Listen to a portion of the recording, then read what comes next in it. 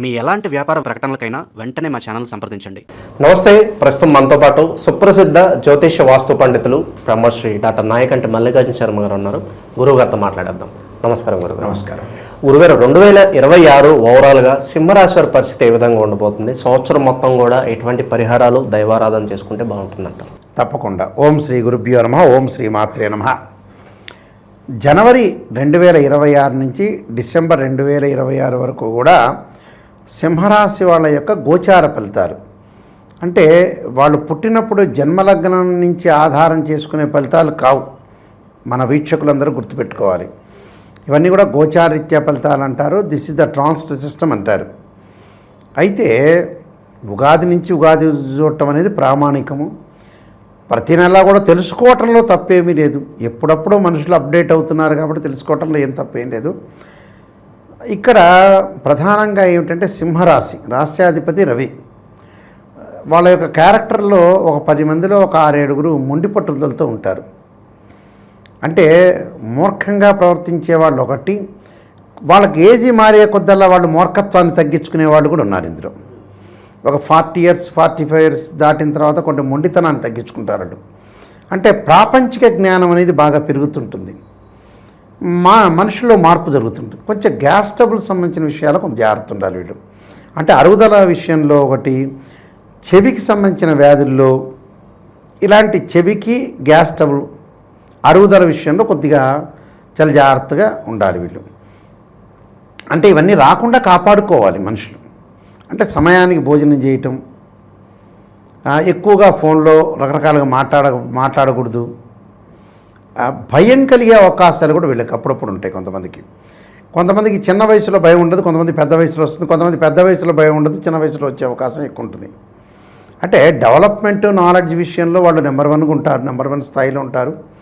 విద్యలో కానీ వాటిల్లో కానీ వ్యాపారంలో కానీ నేర్పరితనం అనేది ఒకటి ఉంటుంది. కానీ ఎవరికి ఏం చెప్పాలో ఎక్కడ చెప్పాలో అర్థం కాదు కొంతమందికి. అంటే ఇది చెబితే ఎదుటివాడు రియాక్ట్ ఎలా అవుతాడు, ఆ రియాక్ట్ వల్ల మనకి యూజా లేదా, అన్ని రహస్యాలు చెప్పొచ్చా చెప్పకూడదా అనే పాయింట్లో వీళ్ళు వెనకబడి ఉంటారు. అందువల్ల ఏది కూడా వెనకబడకుండా జీవితంలో ఎక్కడ మిస్టేక్ చేస్తున్నామో దాన్ని కరెక్షన్ చేసుకొని ముందుకు వెళ్ళాలి. లైఫే కరెక్షను. లైఫ్ను కరెక్షన్ చేసుకుని ఎప్పుడప్పుడు అప్డేట్ అవుతే మనకి గుడ్ రిజల్ట్స్ వచ్చే అవకాశాలు డెఫినెట్లీ ఉంటాయి. ఇక మనం come to the point. Planets యొక్క పొజిషన్ మనం అనాలిసిస్ చేస్తే ముఖ్యంగా అతిపెద్ద గ్రహాలైన 4 గ్రహాలను మనం సూచన చూసుకోవాలి. గురువు సంవత్సర కాలం పాటు ఉంటారు, రాహుకేతులు 18 నెలల పాటు ఉంటారు ఒక రాశి నుంచి మరో రాశికి, శని 2.5 సంవత్సరాల పాటు ఉంటారు. ఇందులో వక్రగతి పొందటం, అతిచారం ఉండటం, కంబస్ట్ కావటం, చాతుర్గ్రహ కూటాలు, ఈ సంవత్సరంలో 3 గ్రహ కూటాలు, పంచగ్రహ కూటాలు, రకరకాల కూటమిలో కంజంక్షన్ అవుతుంటాయి ప్లానెట్స్. దానివల్ల కొన్ని రిజల్ట్స్ మారిపోతాయి. అన్ని గ్రహాలని ప్రాతిపదిక తీసుకునే చెప్పాలి యాక్చువల్గా. కానీ అన్ని గ్రహాలు ఏంటంటే కొన్ని గ్రహాలు మారుతూ ఉంటాయి. మారటం అంటే రవి శుక్ర గ్రహాలు ఉన్నారు. రవి శుక్రుడు ఎప్పుడు కూడా 1 month కాగానే మారిపోతున్నాడు. కుజుడు 45 రోజుల పాటు, చంద్రుడు 2.5 రోజులు, రాహుకేతులు 18 నెలలు, గురువు సంవత్సర కాలం, శని 2.5 సంవత్సరాలు. ఇవన్నీ కొన్ని మార్పులు జరుగుతూ ఉంటాయి. అలానే బుధుడు కూడా 1 నెల రోజుల పాటు ఉంటాడు. అయితే ముఖ్యంగా వీళ్ళకి రాహుకేతుల యొక్క మార్పు, అంటే రాహు డిసెంబర్ 7వ తారీఖున మకర రాశిలోకి, అదే సమయంలో కేతు కర్కాటక రాశిలో సంచారం చేస్తాడు. మరి సింహరాశి వాళ్ళకి ఎలా ఉండబోతుంది అంటే, సింహరాశి వాళ్ళకి కేతు యొక్క మార్పు వల్ల అనుకూలంగా ఉంటుంది. ప్రజెంట్ అయితే కేతువు అనుకూలంగా లేడంటే ఆరోగ్యపరంగా శ్రద్ధ చూపించాలి. అంటే తీవ్రంగా ప్రాబ్లమ్స్ రావు, కానీ ఆరోగ్యపరంగా కొన్ని సూచనలు చేసుకొని ఏవి తినకూడదో ఆ పదార్థాలు తినకుండా ఉండాలి. వాహన ప్రమాదాలు జరగకుండా చూసుకోవాలి. ఇది ఇంపార్టెంట్ పాయింట్ ఇక్కడ. ఎందుకంటే రాహుకేతులు ఎప్పుడు కూడా వాళ్ళ రాశి నుంచి 3, 6, 11 స్థానాల్లోనే మంచివాడు. రాహు కానీ, కేతువు కానీ, కుజుడు కానీ, శని కానీ, ఈ 4 గ్రహాలు అలానే ఉంటాయి. అయితే ఈ వాహన ప్రమాదాలు ఇలాంటివి జరగకుండా చూసుకోవాలి. అలానే ఆరోగ్యాన్ని చాలా ఇంపార్టెంట్గా ఫస్ట్ ప్రయారిటీ ఇవ్వాలి. అధిక ఒత్తిడి తగ్గించుకోవాలి, అధిక శ్రమ తగ్గించుకోవాలి.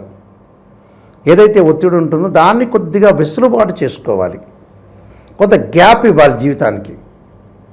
గ్యాప్ ఇవ్వాలంటే ఉద్యోగం చేయకూడదని కాదు, ఆదివారం వచ్చిందంటే రెస్ట్ తీసుకోవటం, ఒక్కో రోజు కొద్దిగా గ్యాప్ ఇవ్వటం, పిల్లలతోటి వాళ్ళతోటి ఫ్యామిలీ పరంగా సరదాగా గడిపే అవకాశాలన్నీ చేర్చుకోవాలి. ఇవన్నీ కూడా మన చేతుల్లోనే కొంత ఉంటుంది. అలాంటి విషయాల్లో కొంత శ్రద్ధ పెట్టాలి. అలానే డిసెంబరు 6 వరకు జన్మరాశిలో కేతు ఉండటం వల్ల ఇలాంటి ఫలితాలు ఉంటాయి. డిసెంబర్ 7వ తారీఖు 23 డేస్ వ్యయంలోకి వస్తాడు కేతు. వ్యయంలోకి రావంగానే డబ్బు విషయంలో పొదుపు పాటించాలి. అంటే డబ్బు వాళ్ళకి ఎలా ఉంటుందనంటే ఈ సంవత్సరం ఖర్చు అయ్యే సూచనలు ఉంటాయి. అంటే ఎంత ఆదాయం వస్తుందో, ఎంత ఇన్కమ్ వస్తుందో అంత ఎక్స్పెండిచర్స్ అయ్యే అవకాశాలు ఉంటాయి. బట్ వృధా కాదు, మంచి విషయాలకు ఖర్చు పెట్టే అవకాశాలు ఎక్కువ ఉంటాయి. వివాహ ప్రయత్నాలు సఫలీకృతం కావటం, వీళ్ళకి పిల్లల వివాహం చేయటం, అలానే విదేశాలకు వెళ్ళే అవకాశాలు ఉంటాయి. విదేశాల్లో వ్యాపార రంగాల్లో విశేషమైన కృషి చేస్తారు, వ్యాపార రంగంలో ముందుకు వెళ్తారు. అలానే ఆస్తిపాస్తులు అంటే వీళ్ళకి ఏదైతే మనీ అనేది ఎసెట్స్ రూపంలో మారిపోతుంది, తప్పేం లేదు. అంటే చరాస్తి స్థిరాస్తి రూపంలో మారుతుంది కాబట్టి వాళ్ళకు అనుకూలంగా ఉంటుంది. అలానే తల్లిదండ్రుల యొక్క గౌరవం పెరుగుతుంది, పిత్రార్జితం కలిసి వచ్చే అవకాశాలు కూడా ఉంటాయి. కోర్టు సమస్యలు కూడా కొంత పరిష్కారం జరిగే అవకాశాలు ఒకటి ఉంటాయి. డబ్బు మటుకు ఖర్చు అవుతుంది అని ఆలోచన చేయాల్సిన పని లేదు. మంచి విషయాల ఖర్చు అయ్యే సూచనలు అనేవి బాగా ఎక్కువ ఉన్నాయి. సో కేతు వల్ల అలా జరుగుతుంది. మరి రాహు వల్ల ఏం జరుగుతుంది? రాహు వచ్చేటప్పటికల్లా సప్తమంలో ఉంటాడు డిసెంబర్ 6 వరకు. సప్తమంలో ఉండటం వల్ల వివాహ ప్రయత్నాలు కొంత ఆలస్యం జరుగుతాయి. అంటే 2-3 సంబంధాలు చూస్తారు, 3వదో 4వదో కలుస్తే అవకాశాలు ఎక్కువ ఉంటాయి. అంటే మంచి సుసంపన్నమైన కుటుంబం నుంచి అబ్బాయి కానీ అమ్మాయి కానీ వచ్చే అవకాశాలు అయితే ఉన్నాయి. డిసెంబర్ 7వ తారీఖు నుంచి రాహు 6వ స్థానంలోకి వస్తాడు. ఇక డిసెంబర్ 6వ తారీఖు నుంచి రాహుకేతులు రెండూ బాగుంటాయి. అంటే ఆస్తులు కలిసి రావటం ఒకటి, తర్వాత విదేశాలకు వెళ్ళే అవకాశాలు ఎక్కువ ఉండటం ఒకటి, అనుకున్న పనులు సక్సెస్ అయ్యే అవకాశాలు డిసెంబర్ 7వ తారీఖు నుంచి చాలా అద్భుతంగా ఉంటాయి. గ్రీన్ కార్డు హోల్డర్స్ అంటారు, ఆ దేశం యొక్క పౌరసత్వం లభించడం ఒకటి, ప్రతి పనిలో కూడా కొంత విజయం సాధించే అవకాశాలు, కొన్ని మార్పులు జరిగే అవకాశాలు ఎక్కువ ఉంటాయి. అంటే లైఫ్లో మార్పులు జరిగే అవకాశాలు ఎక్కువ ఉంటాయి. కాబట్టి విద్యార్థులకు కూడా అనుకూలమైన కాలం అని చెప్పుకోవచ్చు. స్త్రీలు కూడా ఉన్నతమైన అభిప్రాయాలు కలిగి వాళ్ళు ఏదైతే ఆపుకున్నారో ఎడ్యుకేషన్ కానీ ప్లస్ వ్యాపారం కానీ ఉద్యోగం మళ్ళీ స్టార్ట్ చేసే అవకాశాలు ఎక్కువ ఉంటాయి. కాబట్టి అనుకూలమైన ఫలితాలు జరుగుతాయని అర్థం. తర్వాత మిగతా గ్రహాలు మన శని యొక్క ప్రభావం ఏ విధంగా ఉందో చూస్తే, శని మీనరాశిలోనే ఉంటాడు. జూలై 25 నుంచి డిసెంబర్ 10వ తారీఖు వరకు వక్రస్థితిలో ఉంటాడు. ఆ వక్రస్థితిలో ఉండటం వల్ల సింహరాశి వాళ్ళకి అష్టమంలోనే శని ఉంటాడు కాబట్టి వక్రస్థితిలో ఉండటం వల్ల కూడా ఉపయోగమే. ఎలాంటి ఫలితాలు జరుగుతాయి? నిర్ణయాలు తీసుకుంటారు, కఠిన నిర్ణయాలు తీసుకోవటం ఒకటి, అనుకూలంగా ప్రతి వాళ్ళతోటి కూడా అనుకూలంగా ఉంటారు. లౌకిక జ్ఞానం ప్రదర్శించే అవకాశాలు ఎక్కువ ఉంటాయి. ఈ సంవత్సరం సహజంగా లౌకిక జ్ఞానం తక్కువ, లౌకిక జ్ఞానంతో ముందుకు వెళ్తారు. ధనధాన్య వృద్ధి కలిగే అవకాశాలు, ఆస్తిపాస్తులు కొనుగోలు చేయటం ఒకటి, పిత్రార్జితం బాగా కలిసి వచ్చే అవకాశాలు ఎక్కువగా ఉంటాయి. కాబట్టి వివాహ ప్రయత్నాలే కొంత ఆలస్యం జరుగుతుంది, అల్టిమేట్ చివరిలో జరుగుతుంది. అది శని యొక్క ప్రభావం. అలానే గురువు యొక్క ప్రభావం ఏ విధంగా ఉండబోతుంది? జూన్ 2వ తారీఖున గురువు కర్కాటక రాశిలోకి ప్రవేశం చేస్తాడు. ప్రవేశం చేసి అక్టోబర్ 31 వరకు కర్కాటకంలో ఉంటాడు. అక్టోబర్ 31 నుంచి మళ్ళీ సింహరాశిలోకి అతిచారంలో వెళ్తారు. డిసెంబర్ 18వ తారీఖున మళ్ళీ వక్ర స్థితిలోకి వెళ్ళిపోతాడు. అందువల్ల గురువు యొక్క ప్రభావం వల్ల ఈ రాశి వాళ్ళకి ఏమిటంటే డబ్బులు వస్తాయి, ఖర్చు అవుతాయి, ధనం వస్తుంది, ఖర్చు అవుతుంది. అంటే ధనధాన్య వృద్ధి అనేది కలుగుతుంది, కానీ ఖర్చు అయ్యే సూచనలు ఉంటాయి. కానీ మంచి విషయాలకి ఖర్చు అవుతుంది కాబట్టి ఏం ఆందోళన చెందాల్సిన పని లేదు. ఈ 4 గ్రహాలే కాదు, ఈ సంవత్సరం అంతా శుక్రుడు ఉన్నాడు, బుధుడు ఉన్నాడు, రవి ఉన్నాడు. ఈ గ్రహాలను కూడా ఎనాలిసిస్ చేసి చెబితే ముఖ్యంగా ఆదాయం ఎంత వస్తుందో అంత ఆదాయం ఖర్చు అయ్యే అవకాశాలు ఎక్కువ ఉంటాయి. గౌరవ మర్యాదలకి వాటికి వస్తే వాటికి కొంత అనుకూలంగా ఉంటుంది. అంటే వీళ్ళని రెస్పెక్ట్ చేసేవాళ్ళు ఎక్కువ మంది పెరిగే అవకాశాలు ఎక్కువ ఉంటాయి. నూతన వ్యాపారాలు అలాంటివన్నీ కూడా ప్రారంభం చేయొచ్చు. కొన్ని రెమెడీస్ చేసుకొని ముందుకెళ్తే సరిపోతుంది. సో ప్రత్యేకంగా 2026లో సింహరాశి వాళ్ళు మరి ఎటువంటి రెమెడీస్ చేస్తే బాగుంటుంది సార్?